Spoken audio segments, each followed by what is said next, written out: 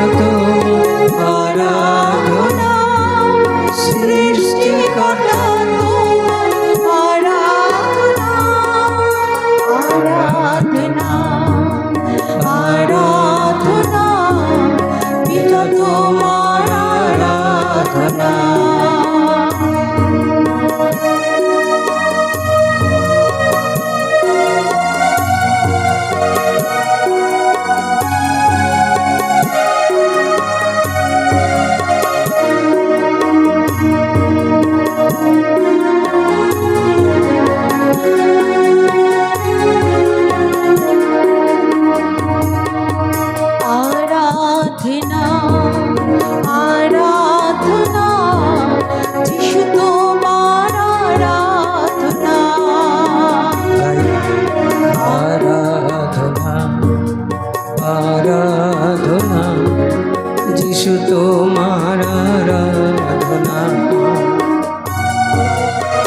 আরাধনা আরাধনা যিশু তোমার আরাধনা।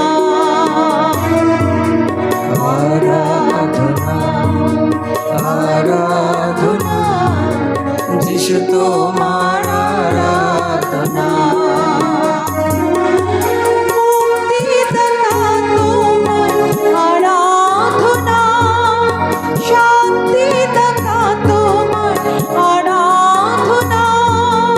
মুক্তিদাতা তোমার আরাধনা, শান্তিদাতা তোমার আরাধনা।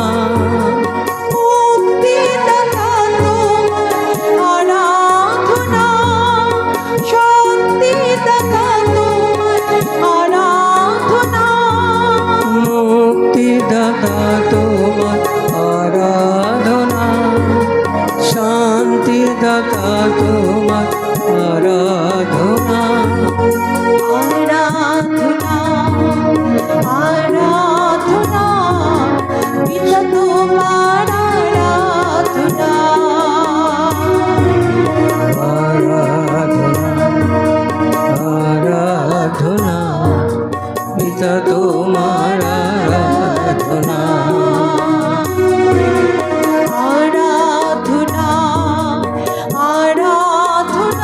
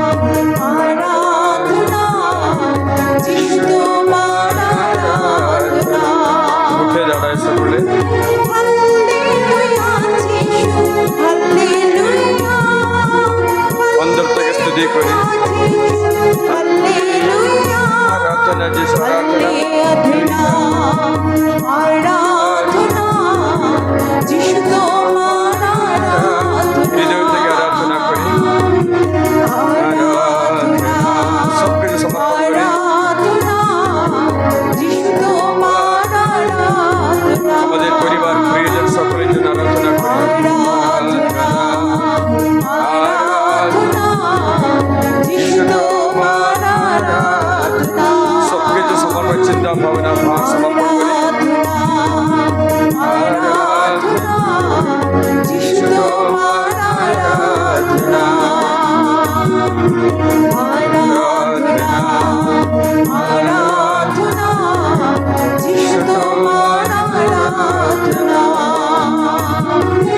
मुक्तिदाता তোমার आराधना शांतिदाता তোমার आराधना मुक्तिदाता তোমার आराधना शांतिदाता তোমার आराधना आराधना हृदय থেকে আরাধনা করি तेरी आराधना आराधना आराधना इस तेरी आराधना आराधना आराधना इस तेरी आराधना आराधना आराधना आत्मा तेरी आराधना आराधना आराधना आत्मा तेरी आराधना তারপরে তুমি ওই শরীর নিয়ে বলি অর্পণ করতে আসে তুমি মৃদু আছো লালসা অসৎ কামনা নেশা মনে মতে অশান্তি হিংসা গর্ব অহংকার মদিভ্রম অথবা অলসতা অথবা আসক্তি বাসনা অথবা কোনো লালসা অথবা কোনো হিংসা ঈর্ষা মনে মতে রাগ ঝগড়া সবটা নিয়ে আসছে মানে তুমি মৃত জীবিত নয় তাই শরীরের মধ্যে ঈশ্বরের নাম আছে তার জন্য এই শরীর জীবন্ত বলিরূপে সমর্পণ করতে হবে শরীরের মধ্যে ঈশ্বরের নাম আছে তোমরা জানো যে কোনো জিনিস কিনলে সেটাতে লেখা আছে মেড ইন ইন্ডিয়া ও made in Japan made in USA made in China made in Canada ওরকম লেখা আছে না এর মানে কি এই জিনিসগুলো সেখানে বানাচ্ছে তার জন্য তাদের মুদ্রা নামও থাকবে শুনছো না শুনছো তা বাইবেল বলছে আপনার শরীর ঈশ্বর বানিয়েছে আদিবস্তে লেখা আছে মিট্টি দিয়ে ঈশ্বর বানিয়েছে তাহলে ঈশ্বরের মুদ্রা থাকবে না শরীর ঈশ্বরের মুদ্রা থাকবে না জোরে বলো না থাকবে না থাকবে দেখো আমি তোমাদের শোনাচ্ছি 2 অধ্যায়ে আদি পুস্তকে 7 পদ বলো আমার পর পর প্রভু পরমেশ্বর জোরে মাটি থেকে ধুলো নিয়ে মানুষকে গড়লেন এবং তার নাকে ফু দিলেন তার মধ্যে প্রাণবায়ু সঞ্চার করলেন আর মানুষ সজীব প্রাণী হয়ে উঠল কী করে বানিয়েছে মাটি দিয়ে বানিয়েছে প্রাণবায়ু দিয়েছে ঈশ্বর এত দিয়ে আমাদের জীবন দিয়েছে তাহলে এই শরীর কার আছে ঈশ্বরের কার মুদ্রা আছে কার নাম আছে ঈশ্বরের এ দেখো ঈশ্বরের মন্দির আছে প্রথম করিন্থীয় অধ্যায় 3 অধ্যায় 16 পথে নাকি লেখা আছে দেখি প্রথম করিন্থীয় অধ্যায় 3:16-17 সেখানে কি বলছে তোমরা কি একথা জানো না যে তোমরা স্বয়ং ঈশ্বরের মন্দির ঈশ্বর আত্মা তোমাদের অন্তরে নিবাসী হইয়াছেন কেউ যদি ঈশ্বরের সেই মন্দির ধ্বংস করে তবে তাহলে ঈশ্বর তাকে ধ্বংস করবে, কারণ পবিত্র ঈশ্বরের মন্দিরে তোমরা তো সেই মন্দির, মানে হচ্ছে শরীর ঈশ্বরের মন্দির। তাহলে এই শরীরে খারাপ জিনিসগুলি রেখে আরাধনা করতে আসলে অথবা শরীর নোংরা করলে তোমরা যিশুর দ্বিতীয় আজ্ঞা লঙ্ঘন করে ঈশ্বরের নাম অসম্মান করে। তুমি যদি একটা মেয়েকে বা ছেলেকে খারাপ নজরে দেখো অথবা তোমার শরীর খারাপ দৃষ্টিগোচর করার জন্য নোংরা ছবি করে ওদের পাঠাও অথবা তোমাদের নগ্নতা প্রদর্শন করো, তবে তুমি জেনে রাখো ঈশ্বরের দ্বিতীয় আজ্ঞা তুমি লঙ্ঘন করে থাকো। সেই ব্যক্তি আশীর্বাদ থেকে বঞ্চিত হয়, যেমন পঙ্গু পশুকে সমর্পণ করে ব্যক্তির মতো অনুগ্রহ পাচ্ছে না। আজকে অনেক ব্যক্তিরা অনুগ্রহ থেকে বঞ্চিত হওয়ার কারণ তারা তাদের শরীর ঈশ্বরের পবিত্র মন্দির রূপে রক্ষা করে না। দেখো, এই মন্দিরে একটা বেদি আছে, এই বেদিতে বিড়ি খৈনি গোড়াগু সব রাখলে ঈশ্বর পছন্দ করে আপনাকে আশীর্বাদ দেবেন। এই বেদিতে আপনি মদ রাখো, বিস্কি কে বলে নামটা আমি জানি না, যে দারু কি বলে ভেন্ডি পৌরিয়া কি আছে, ওই বিভিন্ন নামে আছে জানি না, ওই নামটা বলে না, ওইগুলো সমর্পণ করছে প্রণামী রূপে, প্রভু পছন্দ করে তাহলে তাহলে ভালো ভালো বলে আশীর্বাদ দেবে। যেটা মন্দিরকে অপবিত্র করে, তাহলে তুমি নেশা করে ব্যক্তি, মদ খাওয়া ব্যক্তি, বিড়ি খাওয়া ব্যক্তি, তোমার মন্দিরকে তুমি ধ্বংস করছো। তার ফলে আশীর্বাদ দিলেও তুমি আশীর্বাদ নিতে পারে না। অনেক মেয়েরা প্রসব বন্ধ করে গর্ভপাত কেটে দেয়, তারা জানে না যে ঈশ্বরের আশীর্বাদ, ঈশ্বরের মন্দির তুমি ধ্বংস করছো।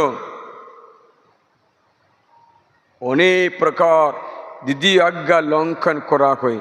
আমি এগুলো স্মরণ করিয়ে দিচ্ছি যেন অনুতাপ করে প্রভুর কাছে ক্ষমা চায়, প্রভুর কাছে ক্ষমা চায়। যদি তুমি দেখো আমাকে ভালো মতো কাপড়গুলো খেছে, যে শরীর ভাব ভালো মতো ডেকে সুন্দরভাবে যাও, তখন ঈশ্বর তোমার সঙ্গে থাকবে, কারণ তুমি তোর মন্দির দেখাশোনা করছো, পবিত্র রাখছো। যদি তোমার শরীরে স্নান টান করে না, কাপড় কাছে না, দুর্গন্ধ হচ্ছে, তাহলে তোমার সঙ্গে কে আসবে জানো? মাছি আসবে। কে আসবে? মাছি। দুর্গন্ধ থাকলে কে আসবে? মাছি আসবে। মাছি মানে বাইবেলে মাছি মানে শয়তান। মাছি রাজাকে বলে বেলজেবুল, মানে হচ্ছে তোমার দুর্গন্ধ থাকলে মাছি আসবে, মানে শয়তান আসবে, তোমাদের বিরক্ত করতে শুরু করবে। তারপর তুমি বলবি কেউ আমাকে তন্ত্রমন্ত্র করেছে কিনা, আমার ভয় লাগছে, ঘুম হচ্ছে না, বিরক্ত হচ্ছে বলে তুমি অসুবিধা দেখায়, কারণ তোমার শরীর পবিত্র রাখছে না। একজন বলে, ফাদার জেলালকালিতে থাকলে আমার ভালো লাগছে, এখান থেকে চলে গেলে ভালো লাগছে না। ওরকম অনেক ব্যক্তিরা বলে।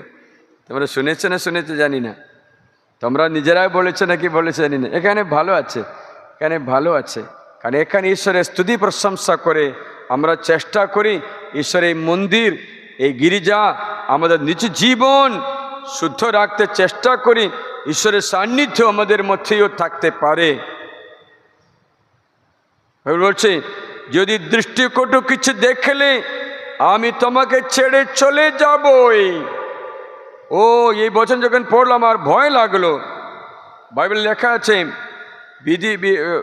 দ্বিতীয় বিবরণে লেখা আছে 23 অধ্যায়ে 15 পদ, কেননা দ্বিতীয় বিবরণ অধ্যায় 23 বচন 15, কেননা, বলো আমার পর, কেননা, জোরে, কেননা তোমাকে রক্ষা করতে তোমাদের শত্রুদের তোমাদের হাতে তুলে দিতে তোমার পরমেশ্বর প্রভু তোমার শিবিরের মধ্যে যাতায়াত করে।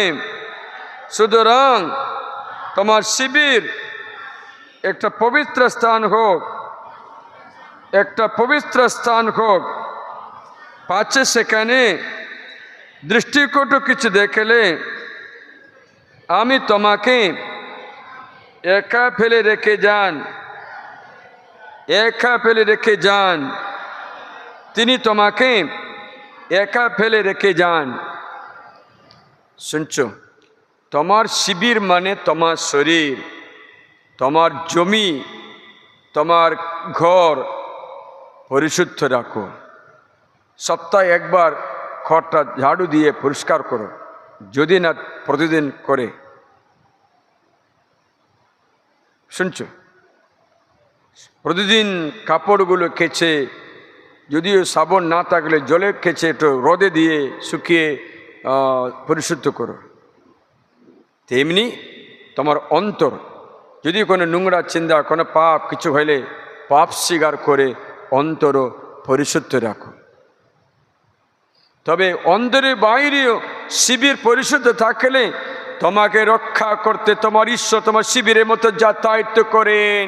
সে আসে দেখে ভালোই, তখন সে সেখানে বসে তোমাকে রক্ষা করছে। কিন্তু নোংরা দেখছে, তখন কি করে? ছেড়ে দিয়ে কি করেন? চলে যান। তখন কার খুশি হবে জানো? শয়তানের খুশি হবে। যদি বিড়াল বাড়িতে না থাকলে কার খুশি হবে জানো? আসলা, টিকটিকি, ইঁদুর সব খুশি হবে। মানে হচ্ছে তোমার দংশনকারী পোকা খুশি করেছে।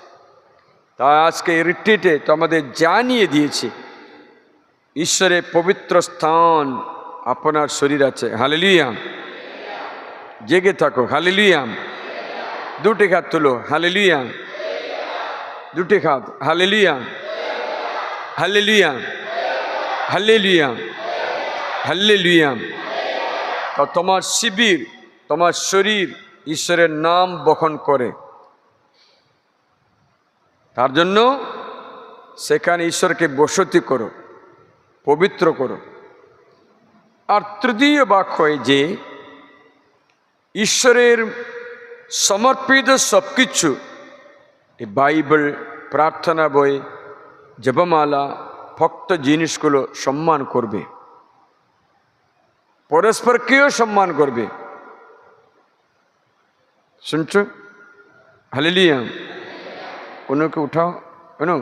হালেলুয়া, হাত উঠাও। Hallelujah, hallelujah, hallelujah. তাই ঈশ্বরের এই মন্দির, শরীর, ঈশ্বরের নাম বহন করা পবিত্র স্থান তোমরা অপবিত্র করিবে না। তার জন্য কাউকেও গালাগালি দেবে না, কাউকে টিটকারি দিও না, তামাশা বলে অপমান করো না। এ মোটা, এ দুবলি, এ পাগল, এ গোবর, কি আছে বুধু, এরকম বলে কাউকে ডাকবে না। শুনছো না? শুনছো?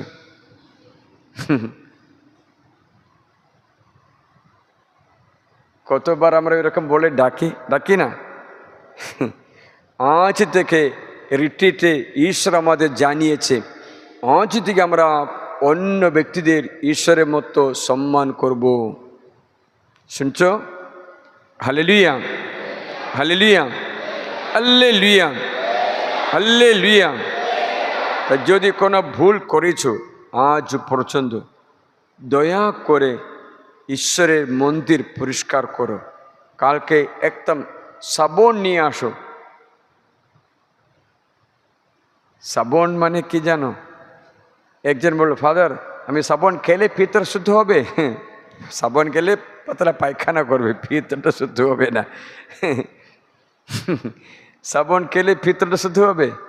সাবন খেলে পাতলা পায়খানা করে থাকবে কয়েকদিন, যতক্ষণ সাবনটা চলে যায়। নাড়ি বুড়িগুলো পরিষ্কার থাকবে, কিন্তু পাপ দূরে যাবে না। সাবন মানে পবিত্র আত্মার অভিষেক, সেটা নিয়ে আমরা আমাদের অন্তর বারবার পরিশুদ্ধ করি। অশ্র জল, দুঃখের, পাপের জন্য দুঃখের অশ্র জল, সেটা দিয়ে এটা ধুয়ে দাও, দেখবি আজকে আশীর্বাদ হবে কিনা। হবে। Hallelujah, hallelujah, hallelujah, hallelujah, hallelujah, hallelujah, hallelujah, hallelujah.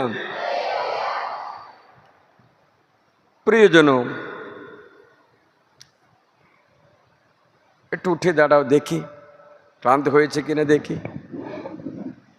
Hallelujah, hallelujah, hallelujah.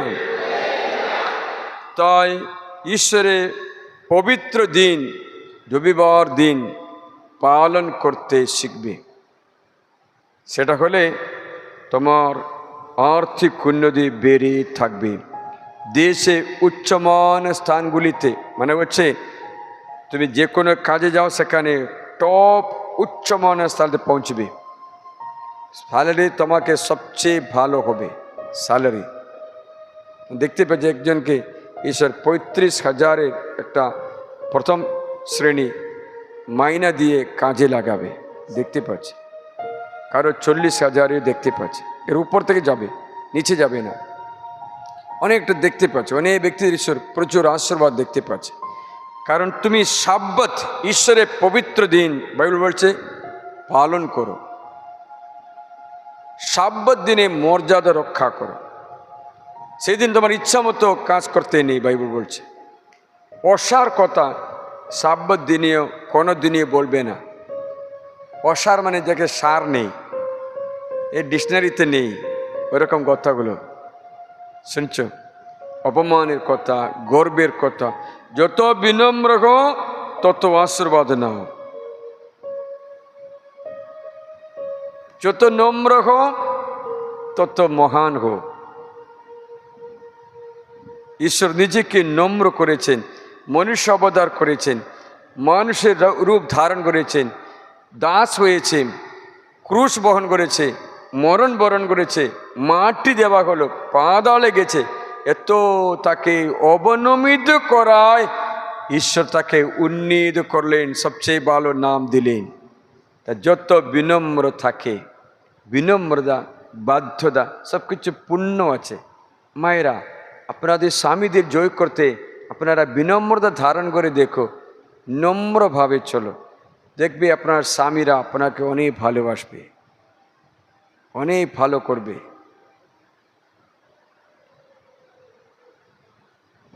একটু ভালোবাসা দিয়ে রান্না করো। কী দিয়ে রান্না করতে? ভালোবাসা দিয়ে। আমার মা কাঁচা লঙ্কা বেটে একটু নুন পেঁয়াজ দিলে, একটু রসুনের একটু কিছু দিলে, একটু নারকেল তেল দিলে বাবা এত ভাত খেতে পারে। কারণ মা লাস্টে ভালোবাসা দিয়ে মিশছে, আঙ্গুল দিয়ে না, ভালোবাসা দিয়ে। তার জন্য টেস্ট বেশি আছে। শুনছো না? শুনছো? তা আমরা হাট্টপাত করি। প্রভু যিশুরি দিদি ছোট্ট একটা গান করবে, আমি আরাধনা আশীর্বাদ দেব, যেন প্রভু আপনাদের অন্তরে আরও আশীর্বাদ দিয়ে থাকে, আপনার জীবনে আরও প্রচুর করুণা অনুগ্রহ লাভ করে, শান্তি, সুস্থতা সব কিছু। আপনারা নিজে গিয়ে অন্যদের প্রচার করবে ঈশ্বরের বাণী, ওদেরও ঘরে নিয়ে আসবে, যেন ঈশ্বরের ঘরে লোক প্রার্থনা করতে যেন থাকে। শুনছো? শুনছো? তাই আমরা ঈশ্বর আরাধনার আশীর্বাদ গ্রহণ করি। নমো খ্রিস্ট দেহ সংস্কার, নমো প্রভু মহিয়া, প্রাচীন কালের রীতি নাই আর, এখন নূতন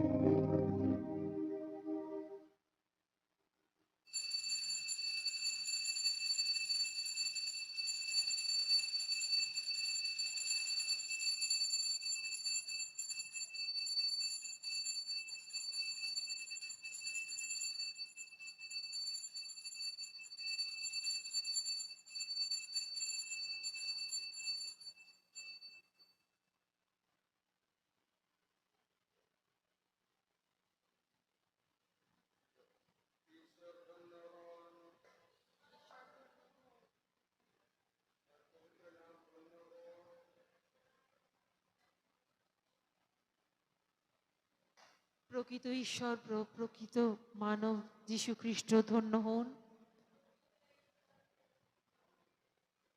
তার পরম পবিত্র নাম ধন্য হোক।